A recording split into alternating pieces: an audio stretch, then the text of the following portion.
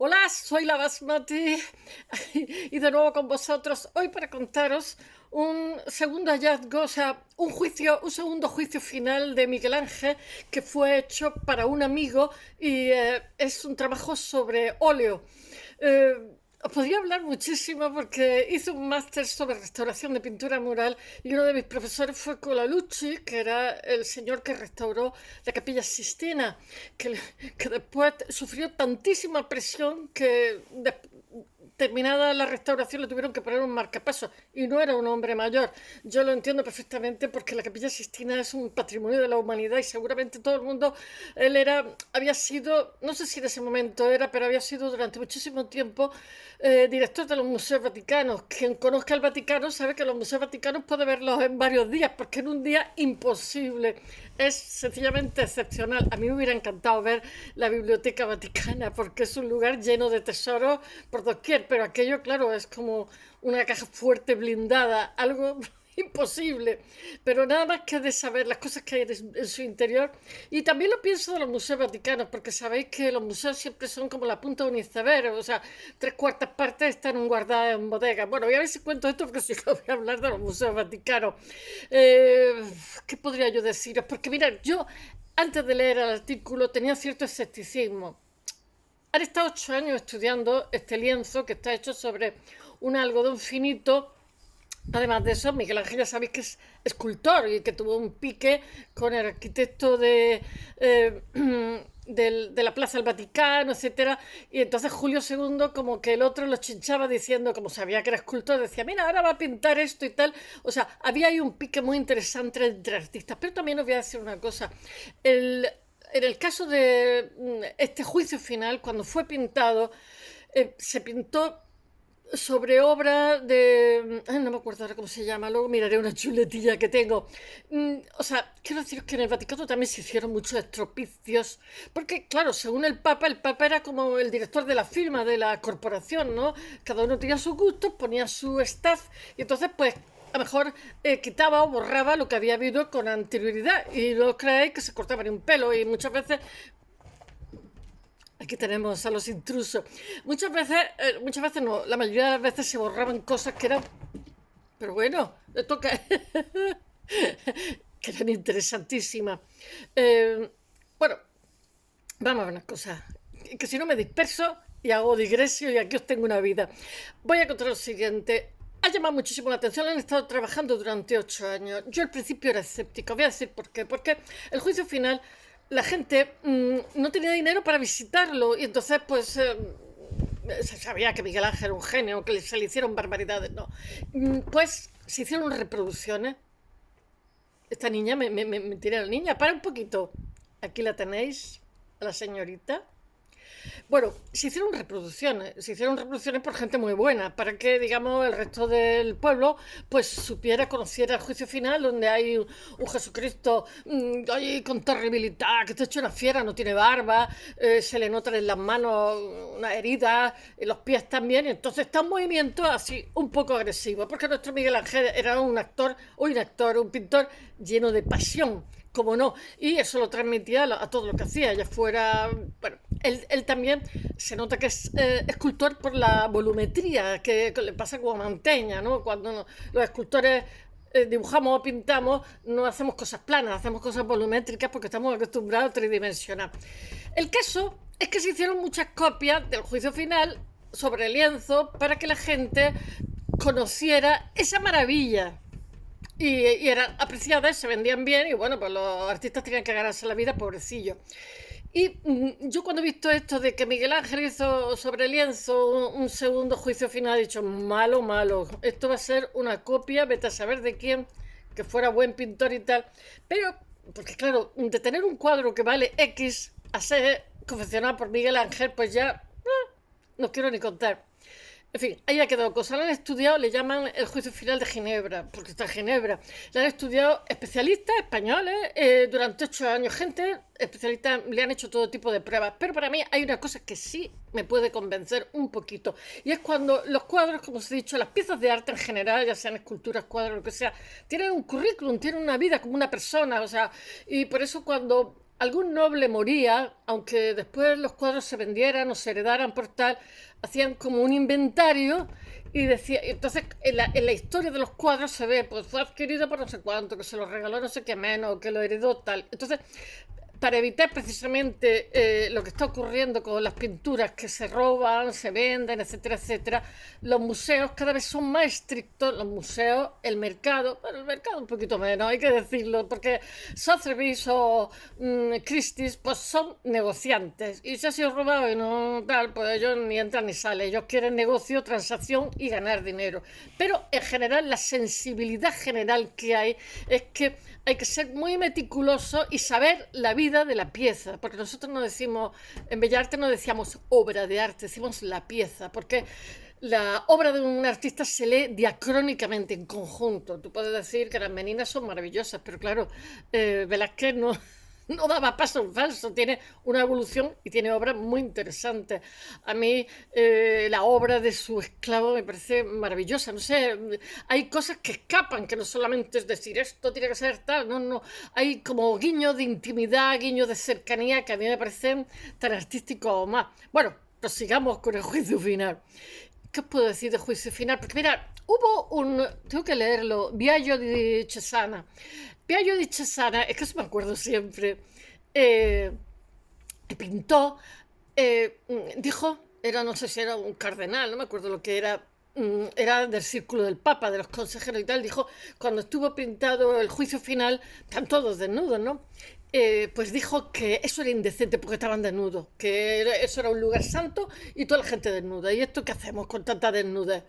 Y bueno, empezó a sembrar, pues, no sé, una corriente de opinión negativa hacia una obra tan maravillosa, ¿no? Miguel Ángel ya estaba mayorcito y tal. Y entonces, el Papa me parece que era Paulo III, ¿no? Miguel Ángel pintó, ya os he dicho, que se cargó obra interesantísima debajo. El caso que Miguel Ángel, que todavía tenía un poco inacabado el tema, ah, cogió y le pintó a Biagio, es que no me acuerdo el nombre, Biagio di Cesana, pues lo puso de mino, porque resulta que el juicio final, pues este Cristo tan fiero, pues separa los justos de los pecadores, y después en la parte de abajo pues está los que ascienden, la luz que asciende y la luz que, digamos, desciende. Y la laguna Estigia con un Caronte que está lanzando las almas por ahí a la laguna Estigia, bueno, que es un monstruo, ¿no? Y después, pues al Biagio este que habló tan mal e hizo que se pintaran, que le pintaran braguetones, que además eran frescos, que eran sobre cal, en los cuales hay unas capas que vienen de la época romana, la época de Pompeya eran 6, pero después se simplificaron a 3 o 4, que son arrichos, intonaco, intonaquino, ¿no?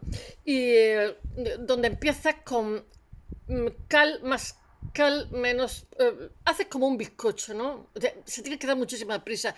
Una puntata es como una puertas que ponía, iba el albañil y entonces iba como si dijéramos con el patrón, lo esgrafiaba ahí y pintaba, corre que te pillo, porque tenía que dejarlo hecho no podía dejar media cara porque cada día tiene una humedad, tiene una sequedad, entonces al ser cal y ser pigmentos se te queda media cara, ya al día siguiente hay otra humedad, otra sequedad y te sale diferente.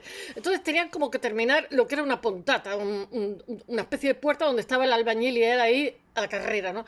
Y primero se ponía, como si dijéramos, arena de río, un poco mármol, marmolina finita, y así hasta que llegaba a la última capa donde ya sí había bastante mármol. Iba, digamos, los materiales variándolo. Entonces eso hacía como un bizcocho que aunque lo picara, eso también está en Sudamérica, en Perú, lo he visto en algunos sitios, en algunas pinturas no, aunque lo picara seguía estando la misma imagen, absorbía el pigmento y tal, y una maravilla. Había veces, tenías que esperar al día siguiente, había veces que les tocaba picar y volver a hacer lo que hicieron el día anterior, porque por lo que sea, muchas veces los motivos no se saben, había salido mal. Bueno, pues coge al Biagio di Cesana y lo pinta de mino con una oreja de burro, le pinta la cara en el infierno, por supuesto, y entonces va el Papa, el Biagio, y porque era poderosillo, y le dice, oiga, por favor, porque el Biagio ha hecho que le pinten calzoncillos que en una primera época lo pinta uno que era conocido, pero muere a los 2 años, y después el que acaba de pintarlo es nuestro Greco, que después se tiene que ir de Roma por no sé qué motivo. Bueno, es un pintor magnífico. El caso es que Miguel Ángel le ofendió muchísimo porque dijo que es como cuando entrena un libro y la editorial te cambia los capítulos, te cambia la información. Pero el Papa se vio obligado. El caso es que el Papa le dijo al Biagio que él se hubiera, pues claro, lo pintó en el infierno, con orejas de burro y con una serpiente que se retuerce de Minos y con una serpiente que se retuerce por su cuerpo ahí que se lo va a comer. Y le dijo, mira, yo si hubiera sido, le dijo, tienes que interceder por mí para que borre eso y tal. Le dijo, mire, yo si hubiera sido, soy el Papa, si hubiera sido en el purgatorio todavía hubiera podido hacer algo, pero en el infierno no tengo, no tengo potestad. Allí no mando y lo dejó. Porque el viaje de Chesana tenía un pico, decían, anda, chucho, vete por ahí. Bueno, el caso, voy a ver si lo cuento. Los ángeles me parece que no tienen alas. Está también pintada María. Y los justos y los pecadores están todos asustados porque ahí hay una especie de Cristo sin barba que es una pantera, ¿no? Que es una fiera. Porque siempre se nos pinta, se nos describe, ¿no? Como un ser lleno de luz, dulce, yo qué sé, casi un activista vegano del siglo XXI. Y Miguel Ángel pinta un Cristo que parece que es una fiera corrupia como es y que está ahí poniendo orden entre las almas. Bueno, voy a ver si paso a explicaros esto un poco, porque si no os voy a contar. La Capilla Sixtina es una maravilla. Voy a decir una cosa, yo la conocí antes de ser restaurada y después. Antes de ser restaurada habían hecho tesis doctorales sobre... Porque claro, allí estaban los castrati, que eran unos nenes que los castraban en la adolescencia, entonces para mantener sus vocecitas agudas. Entonces los castrati que cantaban en el coro de la Capilla Sixtina, o sea, estas barbaridades se hacían. ¿Cómo se llama? Farinetti también, Castrati, ¿no? Porque claro, los hombres cuando tienen el cambio hormonal, pues las vocecillas de niños pasan a ser vozarrones de hombre, todos cambiamos. Y entonces, claro, fijaros lo que es, durante 500 años vela en el interior, pues tenía una pátina de suciedad, ¿para qué? Pero se pensaba que Miguel Ángel le había dado lo mismo que el esfumato, ¿no? de Leonardo, le había dado voluntariamente esa veladura así un tanto ahumada para hacerla como más imprecisa. Todo parecido con la realidad es mera coincidencia, porque en el momento en que se empezó a hacer una limpieza y le quitaron 500 años de humo de vela, pues resulta que los colores eran intensísimos, eran unos colores acordes con la personalidad de Miguel Ángel, que era una persona muy apasionada, que en la última época de su vida estuvo un poquito deprimido. No sé por qué, no sé por qué razón, pero todas sus obras, todas sus piezas son apasionadísimas. Bueno, no sé qué más contar, o conforme me acuerde os lo diré. Esta escena que hay de juicio final, pues hay un lienzo que está en Ginebra, que se está estudiando durante 8 años, siguiéndole todo lo que ha sido su itinerario, y se ha visto que es de Miguel Ángel, que regala a un amigo suyo que a su vez le había regalado. Y ahora voy a ver si os lo cuento. Bueno, en la entrada inferior derecha, la escena, a la entrada de los infiernos, Miguel Ángel representa, como os he dicho, oye, mira, se me está cayendo esto, de verdad, ¿eh? Yo también me pongo apasionada cuando cuento a Miguel Ángel. Representa, todo esto pertenece al Renacimiento, pero que Miguel Ángel ya pinta, o sea, ya pilla un trozo de manierismo. El manierismo era la subjetividad, a mi maniera, ¿no? El manierismo, por ejemplo, si os fijáis, el David de Miguel Ángel, que tiene una especie de violencia contenida, de violencia en reposo, porque todavía no va a empezar la batalla, pero está a punto la lucha, ¿no? Y entonces está relajado, pero está tenso. Bueno, pues si veis, se han añadido los manieristas, un poco como las modelos, las figuras de los modelos, alargaban las manos, le hacían... David tiene una falange, aunque tiene 7 cabezas y media. Normalmente los manieristas, digamos, el patrón, el canon, era de 8 cabezas y bueno, lo que hace son pues las piernas muy delgaditas, los brazos muy largos, o sea, como muy moderno, muy como se lleva hoy, muy estilizado, ¿no? Porque claro, todo tiene una evolución y ya el Renacimiento estaba tocando a su fin y estaba ya, se dirigía a otro lugar. Y entonces Miguel Ángel un poco pilla como el Renacimiento, pero pilla también la transición y se nota en sus piezas. Ya sabéis que en realidad los artistas lo que pasa es que vibran, o sea, la sociedad les hace vibrar en función de la sensibilidad del momento, y eso es lo que ellos muestran en su obra, y casi que es como una crónica del momento, pero en imágenes, no en palabras, ¿no? Pero que siempre coinciden con lo que es la sensibilidad de la época. Bueno, vamos con Minos. Minos está a la entrada de los infiernos. Entonces Miguel Ángel lo que pasa es que representa a Minos en el señor este que os he dicho, el rey de los infiernos, desnudo. El que había hecho que le pusieran calzoncillos a todo, con orejas de burro y una serpiente enroscada en su cuerpo, y con los rasgos faciales de Biagio di Chosana, como os he dicho.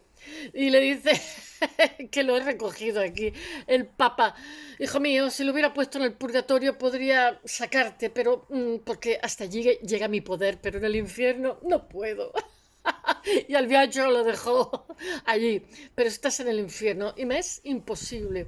Bueno, el juicio final, solo deciros que está extraído del Apocalipsis según San Juan, que es, vamos a empezar como se empiezan los comentarios de texto, época, lugar y tal. Estamos en pleno Renacimiento, que da lugar a una de las piezas más importantes de la historia, como es el juicio final de Miguel Ángel, que lo hace entre 1536 y 1541. Algo se iba yo a decir. Así, que la Iglesia, antes del protestantismo, el juicio final ya Lutero ya presenta las cosas, ya estamos en plena contrarreforma, que eso también condiciona, o sea, hace que la pintura, el arte en general, eclesial, sea más propagandístico, más así, más puesta en escena exagerada. Eh, no sé lo que iba a decir, se me ha ido de la cabeza, del juicio final, no sé, no sé, se me ha ido. Ahora me acordaré. Mirad, esto es improvisación. Pero, bueno, desde la Capilla Sistina hasta... ya sé lo que os iba a decir. Mirad, en Italia resulta que los cristianos pues, tenían la obligación de pagar un canon, un impuesto fuerte, digamos, cada zona, cada tal. Entonces, a partir de Lutero, los y la sensibilidad del momento, pues los mismos príncipes cristianos dejan porque necesitan por mil motivos, porque se ha salido del medievo, entonces intentan que los señores sean cortesanos, intentan tener un ejército más fuerte, por mil motivos. Dejan de mandarle el estipendio al Papa. Entonces, hasta ese momento lo que pasa es que el Papa recibía unas cantidades de dinero increíbles. Entonces eso permite que el Papa sea mecenas, atraiga a su corte a los mejores artistas del momento y se realicen obras que sin esa, digamos, esas cantidades ingentes de dinero pues hubieran sido imposible. De hecho, cuando dejan de mandarle dinero, pues claro, no puede ser tan mecenas, tiene que ser un mecenas más modesto. Bueno, desde la Capilla Sistina hasta 1536, la pared del altar, donde ahora está el juicio final, contenía, como os he dicho, otros murales que eran, pues yo qué sé, de la historia de Jesús, de Moisés, la Asunción de María, la Natividad de Cristo, el descubrimiento de Moisés, etcétera, etcétera. Que después vimos que es que la historia de Moisés estaba escrita 1000 años antes por los sumerios o los acadios, creo. Bueno, más arriba, Sargón de Akkad tiene la historia de Moisés antes que se escribiera la Biblia. Hicieron unos apaños esta Biblia.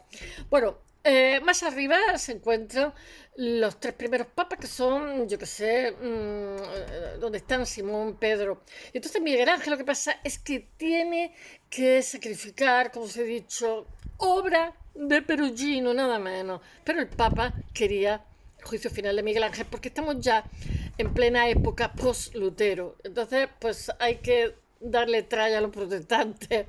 Y entonces lo que hace es que a la zona del altar le dice que pinte la obra y le vale muchísimas críticas porque, claro, se carga ahora de Perugino. Anteriormente, Clemente VII le había pedido que pintara la caída de los ángeles rebeldes, como es Paradise Lost, que es una obra que justamente cuenta eso. Pero, y además ha calado tanto en la sociedad inglesa y la sociedad anglosajona en general, que la gente no sabe que es una obra, que es un invento. O sea, y entonces se creen que la Biblia dice eso, ¿no? Porque se convirtió en un libro de culto, ¿no? Y la caída de los ángeles rebeldes. Pero tras su muerte, porque Satanás era un ángel, pero que tenía iniciativa propia, no era obediente. Hoy hubiera sido empresario, yo que sé, activista. Bueno, pero tras la muerte de este Papa, Pablo II, lo que pasa es que le encarga el juicio final a Miguel Ángel. Y aquí se hace lo que dice el Papa de cada momento. Normal. Y entonces lo que pasa es que adorna el ábside de la Capilla Sistina y es uno de los principales atractivos de la Ciudad del Vaticano. Bueno, la Ciudad del Vaticano tiene atractivo de arriba abajo, abajo arriba, porque tiene un museo que es para morirse. Pero no es exclusivo, porque se pintó otro juicio final. Este martes lo que pasa es que se confirmó que el artista italiano había realizado una segunda pintura con el mismo motivo que el juicio final, donde se repiten imágenes. La segunda del Cristo hecho fiera, ahí, ¡oh!, que está moviéndose y está apartando a los justos de los pecadores. La segunda pintura que recibe el nombre del juicio final de Ginebra fue objeto de estudio durante 8 años, o sea que lo han hecho bien, ¿eh? Y por un grupo de investigadores que estaba conformado por españoles. Melo Bilibares, especialista en arte del Renacimiento, y José Manuel del Río Carrasco, que es un obispo español especialista en Miguel Ángel. Han estado 8 años, ¿eh? Especialista en historia del arte y especialista en Miguel Ángel, en conservación, etcétera. Le han hecho todo tipo de pruebas, ¿eh? La pieza artística, en primer lugar, han visto que es fuera de la época, pero ya os he dicho que yo era un poco escéptica porque se hicieron copias para que la gente, porque mirad, lo mismo que estaba la obligación de ir a la Meca por los musulmanes, que sigue, los cristianos tenían la obligación de ir a Roma, y de hecho las iglesias se orientaban a Roma, lo mismo que las mezquitas, pero claro, se vio que muchísima más gente no tenía parné, perdimos aquí, y entonces lo que hicieron fue en catedrales cercanas crear un laberinto, y entonces ya es como si hubieran cumplido con ir a Roma. Pero todo el mundo no tenía dinero ir a Roma, no había aviones ni a Fiumicino.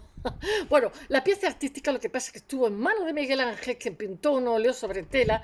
Ya sabéis que los óleos sobre tela vienen de Flandes, con el mismo motivo del juicio final. O sea, esa técnica del aceite es, hay, digamos, dos formas de trabajar entre el norte y el sur, y entre medio están los franceses que se dedican a iluminar piezas. Entonces, los franceses reciben, porque hay mercaderes, reciben, os he hablado otras veces de eso, reciben la influencia del norte y del sur y de cómo se cruzan esas influencias, porque claro, el sur también, que es los países ribereños, sobre todo Italia, tiene la herencia del mundo grecolatino, y los del norte lo que pasa es que son muy minuciosos, utilizan el aceite, la cola de conejo, las telas, etcétera, y al final acaban, digamos, contagiándose cada uno de sus cosas. Bueno, dice Amel Olivares, el obispo español especialista en Miguel Ángel y restauración, a la prensa, cuando esto se ha hecho público en el Palacio Graccioli, dice: es un pequeño juicio final con Cristo, juez y otras figuras del famoso fresco que se pueden admirar en la Capilla Sistina, pintado por Miguel Ángel Buonarroti al óleo sobre lienzo. Pues no se sabía que Miguel Ángel pintara sobre óleo. Único ejemplo de uso de esta técnica por parte de Miguel Ángel. Bueno, la reconstrucción de datos señaló que Miguel Ángel la hizo como regalo a un amigo suyo que se llamaba, un colega, pintor también, Alessandro Alori, italiano, conocido por hacer Venus y Cupido. Y Alori, por su parte, lo que pasa es que crea un retablo en la Basílica de la Santísima Anunciata de Florencia, teniendo de modelo el regalo del escultor, o sea, el regalo de, se llama, de Miguel Ángel. La obra es realizada sobre un lienzo muy finito, y porque sabéis que el algodón tiene muchos, como le pasa a la seda, tiene muchos grosores y muchas calidades, y no todo el mundo, los buenos pintores lo que hacen es que le ponen la madera, elige el tipo de tela, etcétera, porque en función de la tela que elija los resultados son uno u otro, y para gustos colores. Bueno, Miguel Ángel cogió un lienzo fino y tiene las medidas, tengo que leerlo porque no me lo sé, de 96,52 por 81,28, pequeñico. Y este investigador de la historia del arte, este especialista, destaca la figura de Cristo, que es un Cristo sin barba, que es, además está en pleno movimiento, que se viene encima. Es muy audaz, muy apasionado, puesto que es idéntico al de la Capilla Sistina. Así mismo también el especialista de arte, lo que pasa es que subraya la técnica de movimiento en las figuras y los personajes que están incompletos. Los ángeles, por ejemplo, no tienen alas o ápteros, que eso también está en la Capilla Sistina.